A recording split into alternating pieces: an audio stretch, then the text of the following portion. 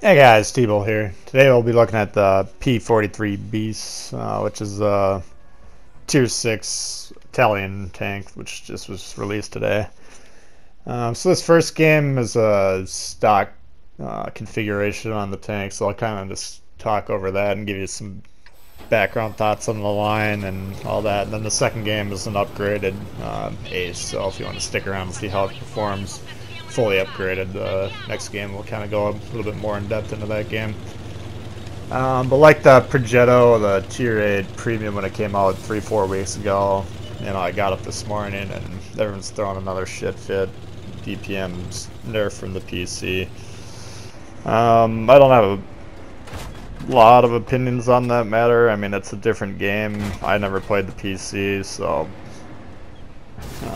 but in general, like the Progetto Tier 8 Premium tank, it's probably my favorite tank that I've played in these premium tanks, and I've had a lot of really good games in it, so I would always just recommend people to try the tanks before they throw a fit about it. But if you're upset about it, maybe leave a comment below and we'll check it out and see what your thoughts are on the matter.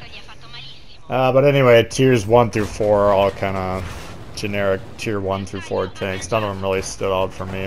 I think the tier 1 I played one game in and had enough to upgrade, and tier 2 maybe 2 games and so on. And tier 4 probably took, I don't know, somewhere between 5 and 10, so those are all pretty quick. I just used the 75% trained cruise in those, and then once I got to tier 5, which is the P-43, then I put my crew that I've been training up with the Progetto. Tier 5, if I had an ace and a first class badge on those, I mean, that tank didn't really stand out. I can't really think of too many tier 5 mediums that I'm in love with. Like the T-34 is kind of a fun one just because of how fast it shoots, but some of the derp gun mediums like the M4 and the French and Panzer 4H or whatever that is are kind of fun, but a lot of them are just kind of ho-hum. So let's get to this tier 6. This one's actually pretty good. I mean, the turret armor is pretty good against equal or lower tiers. Higher tiers, they'll probably be able to pen you, but and then the gun's fairly punchy, especially when you upgrade it. It shoots a little bit, I don't know if I want to say slow, but I don't know.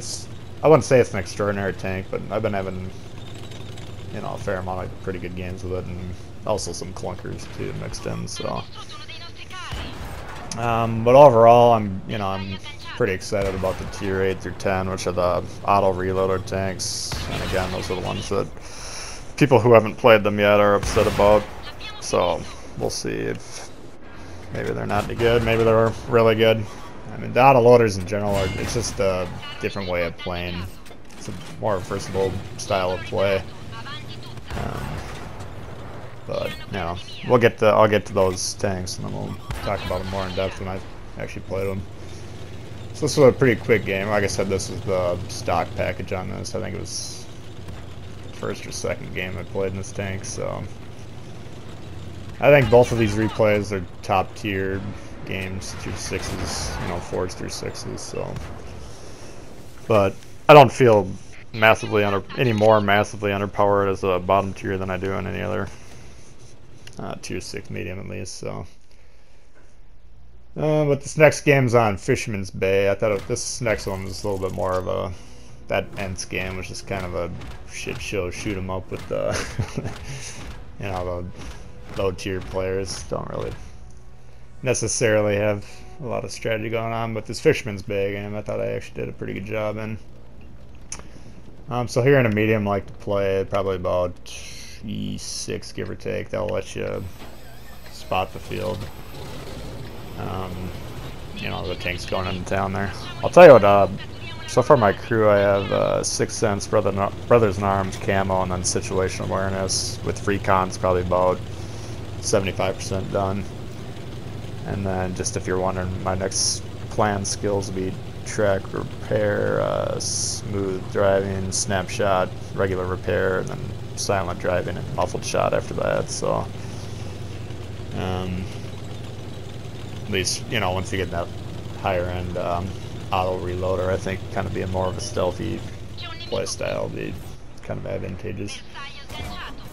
So anyway, I don't also recall as the game goes on. I don't think their team does a very good job of pushing into the city. Maybe I'm wrong, but I think just me getting here and maybe a couple, like the guy to my right, kind of freezes them before they can get in the city. If you're not gonna get tanks into the city like that, then these guys playing where I'm at can actually kind of, it's a fairly devastating position if you're not countering it properly. So yeah, you can see my few tanks there kind of cut them off from the city, so I'm really just able to kind of bomb on the other team for pretty much the whole game, and I don't know if they just didn't notice I was smoking them or they were unable to counter or what, but you can see I got some pretty good view range, and obviously that's a tier 4, so he's probably got a, you know, a newbie crew in there. That Artie, I think, was taking some pot shots at me earlier. I don't know. I was taking a look to see if I could kill him just to get my revenge on him, but these guys, this is a good flank here. They're distracted by my team in the south. And then they probably got, I'd say probably 3 tanks up in that northwest corner, which are, you know, probably just, I don't know if they really have much to shoot at this point. But once I push forward a little bit more, they'll start taking a few shots. But I mean, this is kind of ideally how a game on this map would go, especially if they're not gonna, I mean, when you're playing higher tiers, you're really never gonna see a team that doesn't establish a foothold in the city like that, which, like I say, this is clearly causing some problems for them because they really can't counter my position at this point. But yeah, I mean, upgraded, you know, I've been enjoying this tank, you know. I'm not gonna say it's like my all-time favorite. Again, tier 6 mediums are usually where they start to get interesting. So you got, this one's called Beast or Bis, I don't know how you say it, but I think it means like second basically in French and Italian, and then P43 Trey I think is the next one, which obviously is third iteration or whatever. I don't know the exact translation, but I'm assuming they're all kind of fairly similar tanks, just kind of upgraded stats. But I'll probably get into tier 7 later tonight, and then after that it's going to be probably a little bit slower of a grind to get into the auto reloaders. But this game's actually a little bit closer than I thought it would have been based on I wasn't really paying attention to the score when I was playing it. Now we're kind of pulling away again.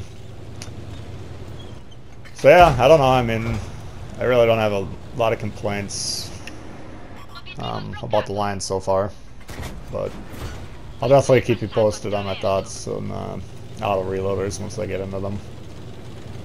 But like I say, if you do have an opinion on them and you're up in arms or whatever, or if you're cool with how they came into the game, feel free to leave a comment, and I'll be sure to read all those and kind of consider what your thoughts on the matter are. And I'll leave it there for you guys. We'll catch y'all later. If you like the video, please hit the thumbs up. If you're new to the channel, consider subscribing, and we'll see y'all next time. Alright, peace.